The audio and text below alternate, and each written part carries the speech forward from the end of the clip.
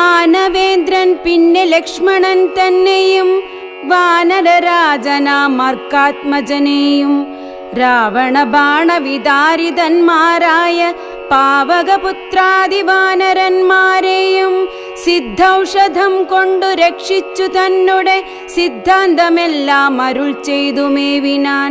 രാത്രിഞ്ചരേന്ദ്രനും ഭൃത്യജനത്തോടു പേർത്തും നിജാർത്തികളോർത്തു ചൊല്ലിയിടിനാൻ.